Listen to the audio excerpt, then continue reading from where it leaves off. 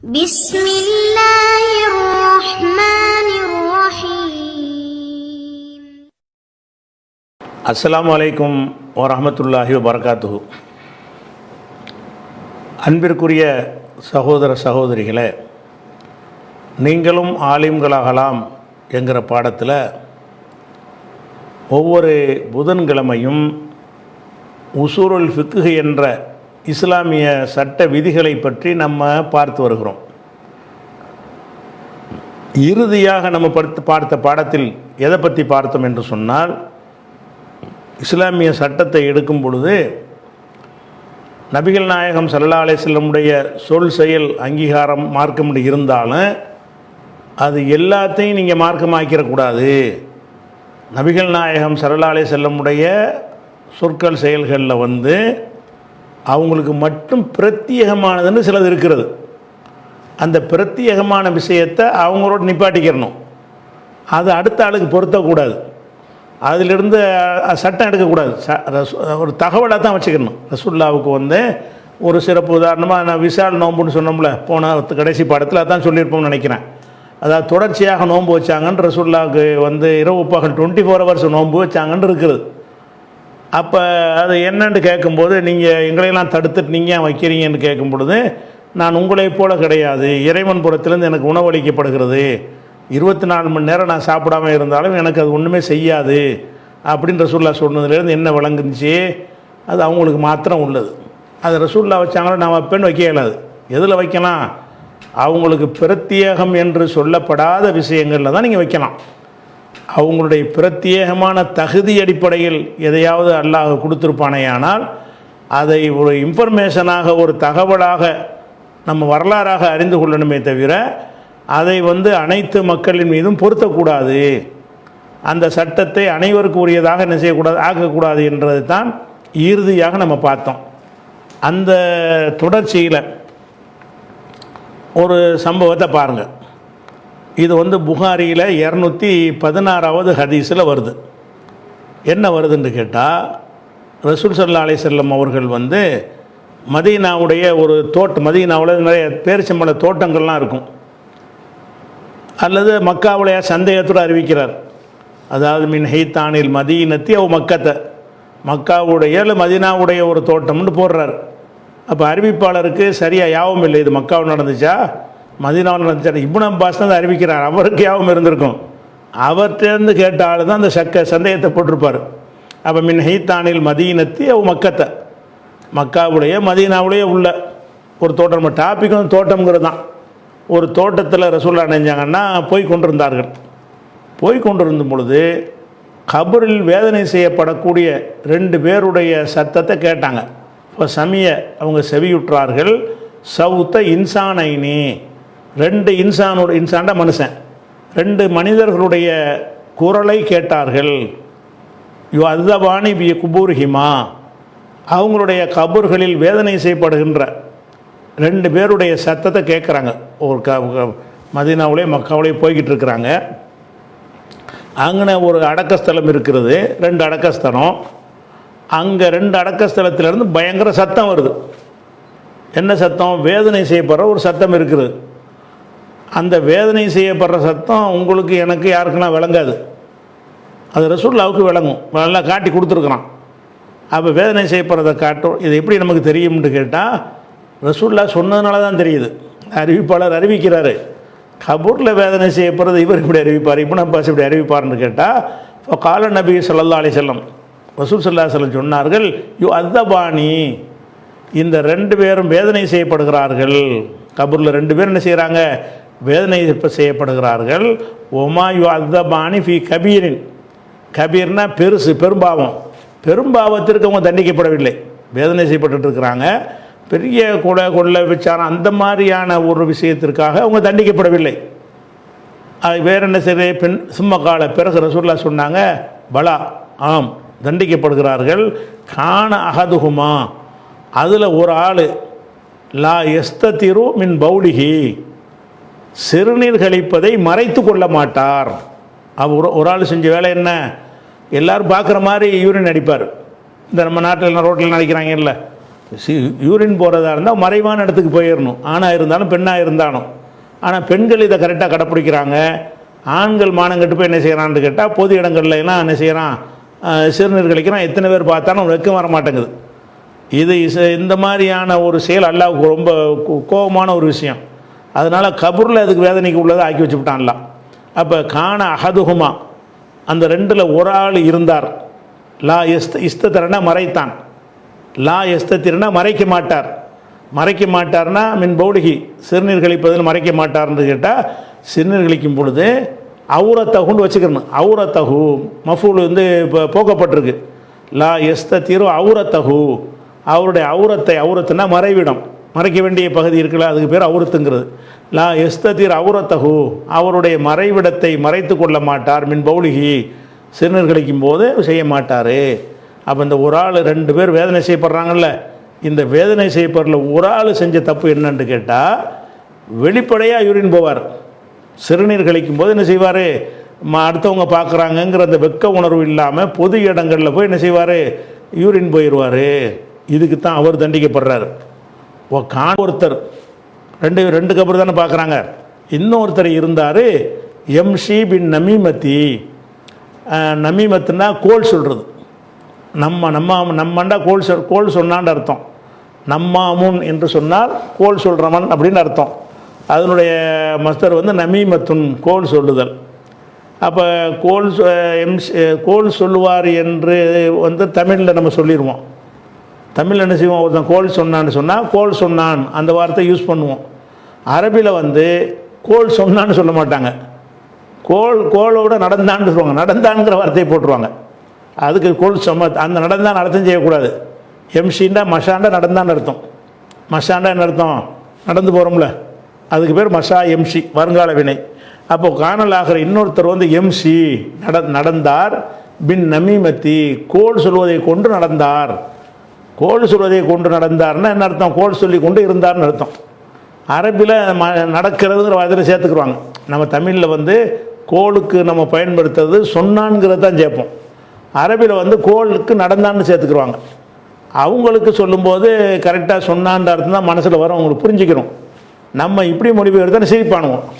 MC பின் நமீமத்தின்னா கோல் சொல்வதை கொண்டு நடந்தாரா, ஏன் கோல் சொல்வதை கொண்டு நடக்கிறதா மேட்ரு. இப்போ நடந்தார்னு அர்த்தம் கிடையாது, அகராதி அர்த்தம் அதுதான். ஆனால் அரபு மொழியில் வந்து எம்சி இந்த நமீமத்து கோல் சொல்லுதுன்னு வந்துருச்சுன்னு சொன்னாலேயே அதில் என்ன செய்வாங்கன்னா எக்கூலு பின் நமீமத்தி அப்படி சொல்லுவான். அந்த மாதிரி பயன்படுத்தாமல் எம்ஷி பின் நமீமத்தி, நமீமத்தை கொண்டு நடப்பான், அதாவது கோல் சொல்லுவான்னு அர்த்தம். அப்போ என்ன செய்யணும், யுஃப்ஷி பரப்புவான்னு வச்சுக்கிறோங்க. அப்போ வந்து இந்த எம்சிங்கிற வார்த்தையை தான் அவங்க போடுவாங்க. நீங்கள் எம்சிக்கு வந்து நடப்பான்ங்கிறது அர்த்தம், இங்கே அதை வைக்க வேணால் சொல்லுவான்னு வச்சுக்கிறோங்க. இப்போ காணல் ஆகரும் இன்னொருவர் இருந்தார், எம்சி பின் நமீமத்தி, கோல் சொல்பவராக இருந்தார். 2 பேர் வேதனை செய்யப்படுறாங்க. ஒரு ஆள் வந்து சிறுநீர் கழிக்கும் போது மறைத்து கொள்ளாதவர், இன்னொரு ஆள் வந்து கோல் சொல்லி தெரிந்தவர். பிறகு சும்மதா ஆபி ஜரீதத்தின், ஜரீதத்தினா மட்டை, பேரிச்ச மட்டைன்னு சொல்கிறாங்கல்ல, இந்த பேரிச்ச மரம் இந்த மாதிரியான மரங்களில் உள்ள மட்டைக்கு பேர் ஜரீதத்தும்பாங்க. இந்த ஜரீதத்துங்கிறது மாமரம் வேப்ப மரத்துலலாம் வராது. எதில் வரும்னு கேட்டால் பனை மரம், தென்னை மரம், பேரிச்ச மரம், அந்த மட்டைகள் வரும்ல, அதில் தான் மட்டைங்கிறது வரும். அப்போ இது வந்து இப்போ அந்த நாட்டில் பேரிச்ச மரம் தானே இருந்துச்சு, அதிலேருந்து இருக்கிறதுக்கு ஒரு மட்டைம்பாங்க. மட்டைன்னா அது இலையோடு வந்திருக்கும்ல, அதுக்கு பேர் இலையோடு சேர்ந்து இருக்கிறத அந்த இலையை பிரித்து எடுத்து விளக்கமாருக்கு நம்ம பயன்படுத்திக்கிறோம். மீதி உள்ளது மட்டைன்னு சொல்லுவோம். சும்மா தா, பிறகு வந்து கொண்டு வர சொன்னார்கள், தாண்ட அழைத்தார்கள். தாவுக்கு பிறகு பே வந்துருச்சுன்னு சொன்னால் கொண்டு வர சொன்னார்னு வந்துடும். இந்த பே வந்திருக்கு பாருங்கள், பி ஜரீதத்துண்டு, இங்கேருந்து பி வந்திருக்குது. இந்த பே சேர்ந்ததுனால அந்த தாவுக்கு அர்த்தம் என்னென்னா அழைத்தார்னு வராமல் கொண்டு வர சொன்னார்கள். சும்மா பிறகு தாபி ஜரீதத்தின், ஒரு மட்டையை கொண்டு வர சொன்னார்கள். மட்டைன்னா பேரிச்ச மட்டை, பேரிச்ச மரம் தான் நாங்கள் இருக்கேன். சும்மா தாபி ஜரீதத்தின், ஒரு மட்டையை கொண்டு வர சொன்னார்கள். அப்போ ஒரு பேரிச்ச மட்டையை எடுத்துகிட்டு வர்றாங்க. வந்த உடனே இப்போ கசரஹா, அதை பிளந்தார்கள். கிசுரத்தைனி, 2 துண்டா, கிசுரத்துனா துண்டு, கசரஹா கிசுரத்தைனி, அதை 2 துண்டாக பேரிச்சு மட்டை வருது, 2 புழக்கிறாங்க. 2 புலந்துட்டு இப்போ வலா என்றால் வைத்தான் அர்த்தம். வலான்னா என்னது? வைத்தான். வலா, அந்த ஃபங்கிறது எனவே அதுக்கு உள்ளது. இப்போ வலா அலா குல்லி கபரின் மின்ஹுமா, அந்த 2 கபரில் ஒவ்வொரு கபரின் மீதும் வைத்தார்கள் கிஸ்ரத்தன், ஒரு துண்டை வச்சாங்க. ஒரு பேரிச்ச மட்டை வருது, அது 2 பிளக்குறாங்க. இதில் ஒரு துண்டு, அதில் ஒரு துண்டு நட்டி வைக்கிறாங்க. நட்டி வச்ச உடனே கீழளவு ரசூல்லாட்ட கேட்கப்படுது, யார் ரசூலல்லா, அல்லாவுடைய தூதரே, லிமஃப அல்தஹாதா, இதை எதுக்கு இப்படி செஞ்சீங்க, எதனால் இதை செஞ்சீங்க? மட்டை எடுத்துகிட்டு சொல்லி 2 பிளந்து ஊண்டி ஊண்டி வச்சிங்களா, எதனாலன்னு கேட்குறாங்க. கால ரசூல்லா சொன்னாங்க, அல்லஹு ஐயு ஹஃபஃப அன்ஹுமா, அந்த 2 பேருக்கும் லேசாக்கப்படக்கூடும். இல்லை அல்லன்னா கூடும் அர்த்தம். கன்ஃபார்மாக சொல்வதற்கு இன்னன்னு போடுவாங்க. ஒரு எதிர்பார்ப்புக்கு வந்து அல்லன்னு போடுவாங்க. அல்ல ஜெய்தன் இரகமு, ஜெயித் என்பவன் இறக்கம் காட்டக்கூடும் அப்படின்னு அந்த கூடும்னு ஒரு எதிர்பார்ப்பு சொல்கிறதுக்கு இருக்குல்ல, அதுக்கு வந்து அல்லங்கிறது இந்த 6 சொல்ல ஒரு சொல்லு. இது இன்ன அன்ன கண்ண லாக்கின்ன லைத்த அல்லன்னு படித்தோம்ல, அந்த செட்டில் உள்ளது அல்லங்கிறது. அப்போ அல்லஹு அவர், ஐயு ஹஃபஃப அன்ஹுமா, அந்த இருவருக்கும் லேசாக்கப்படக்கூடும். மாலம் எய்பசா, இது காய்ந்து போகாத வரை. எபிசை என்றால் காய்ந்ததுன்னு அர்த்தம். எபிச எய்பசு, எபிசன்னா ஒரு துணி இருக்குன்னு வைங்களேன், ஈரமாக இருக்கிற துணி இருக்குல்ல, அது வெயிலில் போட்டு காஞ்சிருச்சுன்னு சொன்னால் எபிச தௌபு. அந்த அதே மாதிரி வந்து அல்ல யாபிசு, காஞ்சி போனதுங்கிறதுக்கு வார்த்தை என்ன பேசுவாங்க? யாபிசின். ஈரமாக உள்ளதுக்கு ரத்தப்புப்பாங்க. உலா ரத்தபின் உலா யாபிசின், காய்ந்ததோ ஈரமானதோ எதுவாக இருந்தாலும் அல்லாவுடைய பதிவேட்டில் இல்லாமல் இல்லைன்னு வரும்போது அந்த யாபிஸ்ன்னு வரும். அப்போ எபிசை என்றால் காய்ந்தது, எய்பஸ் என்றால் காயும். அப்போ மாலம் எய்பசா, எய்பசு எய்பசானின்னு வரணும். லம் வந்ததுனால நூனு போயிடும். இந்த எய்பஸ் இருக்குல்ல, அதில் வந்து இது மட்டைங்கிறது பெண்பால், ஜரீதத்து என்பது மட்டைங்கிறது இந்த ஜரீதத்துன்னு வந்திருக்குதுல்ல, அதனால் அந்த சொல்ல பெண்பாலை தான் பயன்படுத்துவாங்க. அதனால் எய்பஸ்ஸுன்னு அதுக்கு போட இயலாது, தைபஸ்ஸு தான் போடணும். எய்பஸ்ஸுன்னா ஆண்பாலுக்கு எய்பஸ்ஸு, பெண்பால் சொல்ல போட்டோம்னா தைபஸ்ஸுன்னு போடணும். மாலம் தைபசானி, எய்பசு எய்பசானி எய்பசுன தைபசானி, அந்த தைபசானி தான் இந்த சொல்லு. அந்த தைபசானியில் வந்து லம் சேர்ந்த உடனே நூன் போயிடுச்சு. மாலம் தைபசா, அந்த 2 மட்டைகளும் காயாமல் இருக்கும் வரை, அந்த 2 மட்டைகளும் காயாமல் இருக்கும் ஈரமாக இருக்கிற வரைக்கும் இவங்களுக்கு வேதனை செய்யப்படுறது கொஞ்சம் லேசாக்கப்படும். கபூரில் வேதனை செய்யப்படுறாங்க, மட்டையை கொண்டு வர சொல்கிறாங்க, இதில் ஒன்று அதில் ஒன்று நட்டி வைக்கிறாங்க. வச்சுட்டு என்ன செய்கிறாங்க, இது காய்கிறது வரைக்கும், நிரந்தரமாக அதை வச்சா வேதனைலாம் லேசாக்கப்படாது. இது காயிற வரைக்கும் உங்களுக்கு வேதனை இருக்கக்கூடுங்கிறாங்க. அல்ல தான் போடுறாங்க, கன்ஃபார்மாகவும் சொல்லலை. இல்லை அல்லஹு ஐயு ஹஃபஃப அன்ஹுமா, அந்த 2 பேருக்கும் லேசாக்கப்படக்கூடும். மாலம் எய்பசா, காயாமல் இருக்கும் வரை. இன்னொரு அறிவிப்பில் என்ன வருதுன்னா, ஒரு அறிவிப்பாளர் வந்து டவுட்டாக வந்து வேறு வார்த்தையை சொன்னதாக வருகிறது. இலா ஐப அவ் அல்லது இலா அன் தைபசா, அந்த 2 மட்டைகளும் காயிற வரைக்கும் லேசாக்கப்படக்கூடும்னு சொல்லிட்டாங்களா. இந்த ஹதீஸை மட்டும் நம்ம பார்த்தோம் என்று சொன்னால் நம்ம என்ன சட்டம் எடுப்போம்?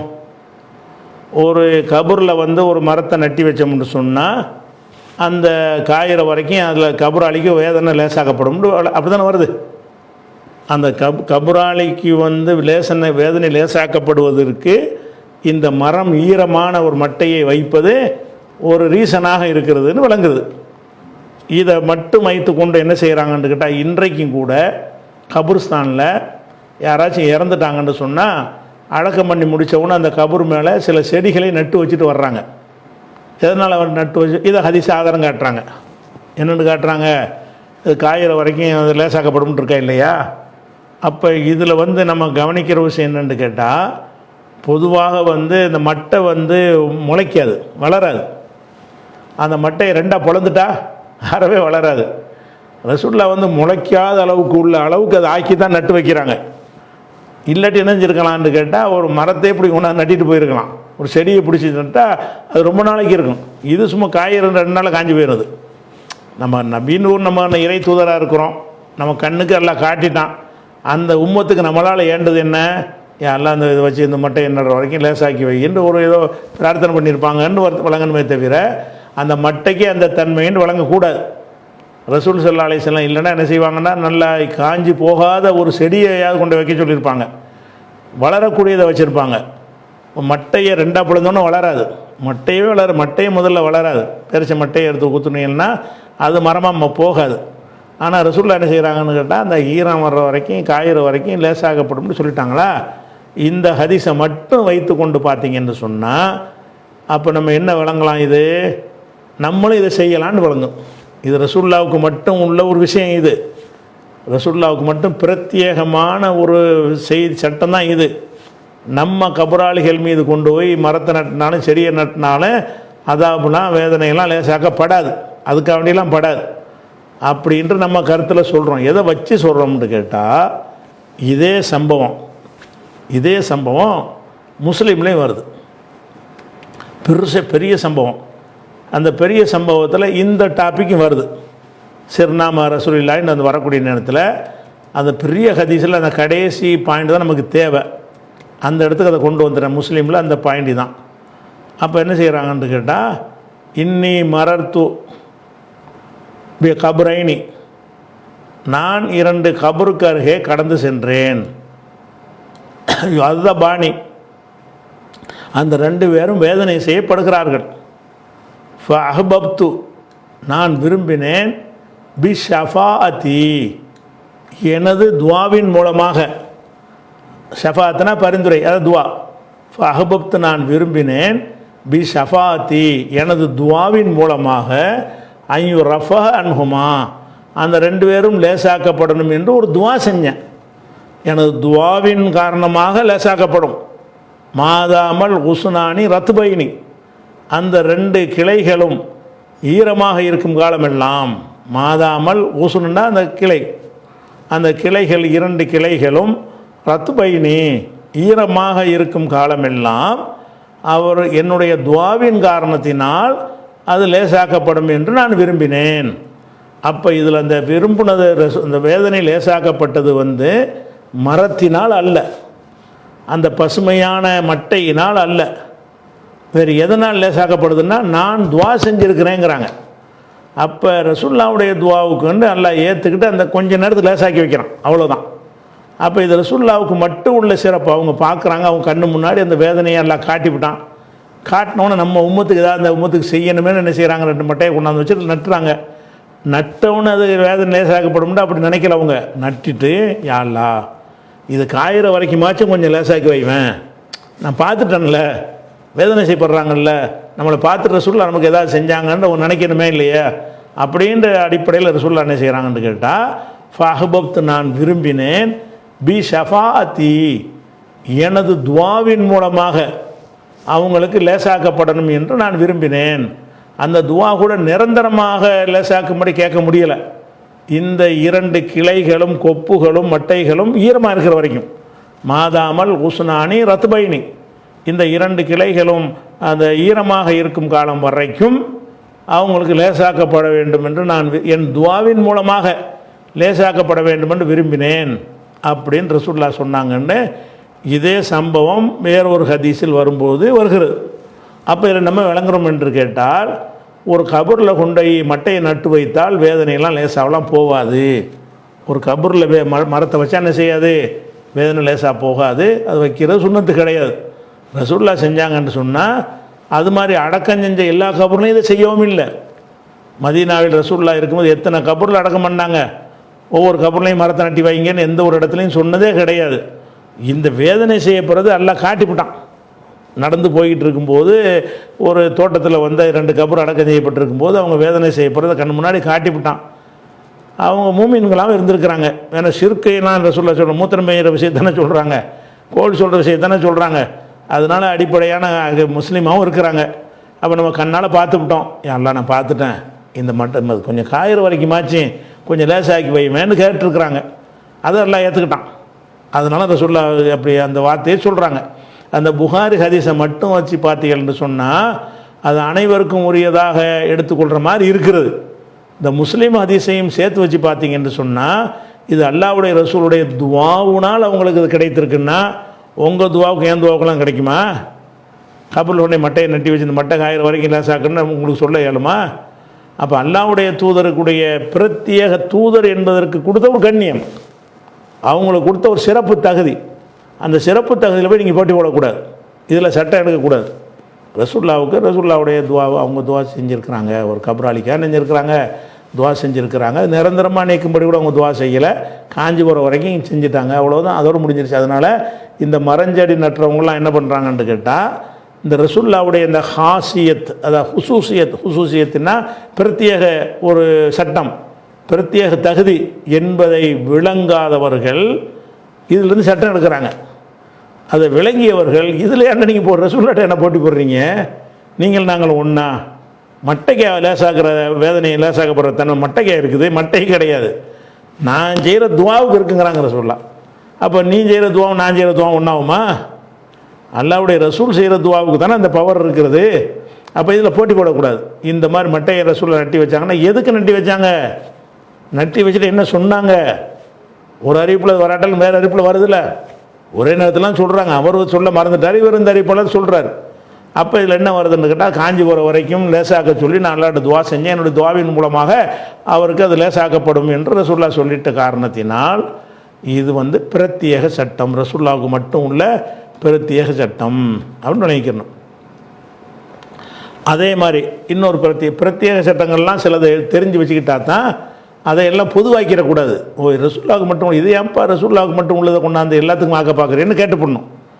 அதே மாதிரி ஒரு விஷயத்தை சொல்வதாக இருந்தால் 33வது குர்ஆனில் இருக்குது, 33வது சூறாவில் 6வது வசனம். 6வது வசனத்தில் என்ன சொல்லப்படுதுன்னு கேட்டால் அந்நபியு, இந்த நபி முகமது நபி, அவுலா பில் மூமினீன, மூமின்களுக்கு ரொம்ப தகுதி படைத்தவர், மின் அன்புசிஹிம், அவங்களை விட அவங்களுடைய நஃப்ஸு ஆன்மாக்களை விட மூமின்களுக்கு ரொம்ப உரிமை படைத்தவர் முகமது நபி தான். அஸ்வாஜுஹு, அவருடைய மனைவிமார்கள், உம்மஹாத்துஹும், மூமின்களுடைய தாய்மார்களாக இருக்கிறார்கள். ரசூலுல்லாவுடைய மனைவிமார்கள் யார்? உம்மஹாத்துஹும், ரசூலுல்லாவுடைய எல்லா மனைவிமாரும் நமக்கு தாய் என்று சொல்லணும். எல்லா மூமின்களும் என்ன செய்யணும்? அபூபக்கர் சித்திக் ரலியல்லாஹு அன்ஹு அவர் கூட அவருடைய மகள் ஆயிஷாவை தாயின்னு தான் சொல்லணும். அவருடைய மகள் தான் ஆயிஷா நாயகி. ஆனாலும் இந்த ரசூலுல்லாவுடைய மனைவின்னு என்ன ஆயிட்டாங்க? அவங்களே தாயாகிடுறாங்க. உமருடைய மகள் தான் ஹப்ஸா. ஆனால் ஹப்ஸா உமருக்கு அம்மா தான். அது மார்க்க ஆன்மீக ரீதியாக எடுத்துக்கிட்டிங்கன்னா ஒரு அஸ்வாஜுஹு, ரசூலுல்லாவுடைய மனைவிமார்கள், உம்மஹாத்துஹும், அந்த மூமின்களுடைய அன்னையர். உம்முக்கு ஜம்மு உம்மஹாத்துமாங்க, உம்மாத்துன்னு தான் வரணும், உம்மாத்துன்னு வரணும். அந்த ஹே ஒன்று சேர்த்துட்றாங்க. இந்த உம்மை சொல்லுமே என்ன செய்கிறாங்க? உம்மு என்றால் அம்மா, உம்மஹாத்துன் அம்மாக்கள். அப்போ இந்த ஹே சேர்த்து ஜம்மு ஆக்குறாங்கன்னு வைங்களேன். அஸ்வாஜுஹு, இப்போ ரசூலுல்லாவுடைய மனைவிமார்கள், உம்மஹாத்துஹும் அவங்களுடைய அன்னையர் அப்படின்னு வருது. இப்போ இஸ்லாமிய சட்ட பிரகாரம் யார் அம்மான்னு சொல்ல முடியும்? அல்லாஹ் என்ன மாதிரி குர்ஆனில் நமக்கு சொல்லி காட்டுகிறான்? ஒரு தாயின்னு ஒருத்தர் சொல்கிறதா, இன் உம்மஹாத்துஹும் இல்லல்லாஹி வலதுனஹும், யார் அவங்கள பெத்தெடுத்தாங்களோ அவங்க தான் தாய்ங்கிறான் குர்ஆனில். ஒரு பெண்ணை ஒரு ஆணோ பெண்ணோ தாய் என்று சொல்வதாக இருந்தால் அவள் வயிற்றிலிருந்து நீங்கள் வந்திருக்கணும். அப்படி குர்ஆனில் இருக்குது. எப்படி இருக்குது? இன் உம்மஹாத்துஹும் இல்லல்லாஹி வலதுனஹும், யார் அவர்களை பெற்றெடுத்தார்களோ அவர்கள்தான் தாய். அப்போ பெற்றெடுத்தவர்கள் தான் தாய் என்பது ஒரு பொதுவான சட்டம். இப்போ ஹதிஜா நாயகி, ஆயிஷா நாயகி நம்மளை பெற்றெடுத்தாங்களா? அன்னைக்கு உள்ள சஹாபாக்கள் யாராவது பெற்றெடுத்தாங்களா? பெற்றெடுக்கவில்லை. அப்போ பெற்றெடுத்தவர் தான் தாய்ங்கிறது ஒரு பொதுவான சட்டமாக இருந்தாலும் இது ரசூலுல்லாவுடைய மனைவிமார்கள் தாயில் ஒடியாந்துடுறாங்க. அப்போ தாயின்னு என்னவாகும் அப்படின்னு கேட்டிங்கன்னு சொன்னால் இதை பாருங்கள். இதில் 33 அதில் என்ன வருதுன்னு கேட்டால், யாய் உள்ளது நாமனும், நம்பிக்கை கொண்டவர்களே, லா ததுகுலு புயூத்தன் நபி, நபியுடைய வீடுகளுக்கு நீங்கள் செல்லாதீர்கள். இல்லா அயுதனலக்கும், உங்களுக்கு அனுமதி அளிக்கப்பட்டாலே தவிர நீங்கள் போவாதீங்க. இலா தாமின், உணவளிப்பதற்கு உணவுக்காக அனுமதிக்கப்பட்டால், சாப்பாட்டுக்கு வாங்கன்னு கூப்பிட்டா போங்க, உணவுக்காக அனுமதிக்கப்பட்டாலே தவிர போவாதீங்க. போயிட்டு கைர நாதிரீன இனாகு, இனாண்டா பாத்திரம், இனாகுண்டா அவருடைய பாத்திரம், சாப்பாட்டு தட்டுன்னு அர்த்தம். நாலர்னா பார்த்தான்னு அர்த்தம். கைர நாதிரீன இனாகு, அவருடைய பாத்திரத்தை பார்க்காதவர்களாக நீங்கள் என்ன செய்யுங்க, போங்க. ஏன்னு கேட்டால், ஒரு ஆள் சாப்பிட்ருக்கும்போது பாத்திரத்தை பார்த்தீங்கன்னு வெக்கப்படுவாங்க. நமக்கு சாப்பாடை வச்சுட்டாங்கன்னு வைங்களேன், சாப்பாடை வச்சு நம்ம சாப்பிட்ருக்கும்போது எல்லாம் குறுகுண்டு அதே பார்த்தா என்ன செய்வீங்க நீங்கள்? உங்களுக்கு சாப்பாடை வச்சு விட்றாங்க, வச்சுட்டு 50 பேர் குறுகுண்டு அதே பார்க்குறாங்க, எப்படி இருக்கும் உங்களுக்கு? உள்ளே போகுமா சாப்பாடு? வெக்கப்படுவாங்க. அப்படியே எல்லாம் சொல்லி காட்டுறான், அது ரசூலில் வெக்கப்படுவாங்கன்னு. இப்போ எஸ்தஹீமின்கும், உங்கள்லேருந்து ரசூலில் வெக்கப்படுவாங்க, பாத்திரத்தை பார்த்துக்கிட்டு இருக்காதீங்க அப்படின்னு சொல்லிட்டு அதெல்லாம் முக்கியது. அடுத்து அல்லாஹ் சொல்கிறான், வைதா சால் துமு ஹுன்ன, அவர்களிடத்தில் எதையாவது நீங்கள் கேட்பதாக இருந்தால், மத்தான் ரசூலுல்லாஹ்வுடைய மனைவிமார்கள்ட்ட எதையாவது கேட்பதாக இருந்தால், ஃபஸ் அலூஹுன்ன, அவங்கள்ட்ட கேளுங்கள், மின் வராய் ஹிஜாபின், திரைக்கு அப்பால் இருந்து என்ன செய்யுங்க, கேளுங்கள். தாலிக்கும், இதுதான் அத்ஹருலி குலூபிக்கும், உங்கள் உள்ளங்களுக்கும் தூய்மையானது, ஒக்குலூபிஹின்ன, அவங்களுடைய உள்ளங்களுக்கும் தூய்மையானது. ஒமா காணலுக்கும் அன் தூது ரசூல் அல்லாஹி, அல்லாவின் தூதரை தொல்லைப்படுத்துவது உங்களுக்கு தகாது. வலா அன் தன்கிஹு அஸ்வாஜஹு, அவருடைய மனைவிமார்களை நீங்கள் மணந்து கொள்வதும் கூடாது. மிம்பாதிகி, அவருடைய மரணத்திற்கு பிறகு அவங்களுடைய மனைவிமார்களை நீங்கள் மணந்து கொள்ளக்கூடாது. அபதன், ஒரு காலத்திலையும் அவங்கள ரசூலுல்லாஹ்வுடைய மனைவிமார்களை நீங்கள் யாரும் கல்யாணம் பண்ணக்கூடாது.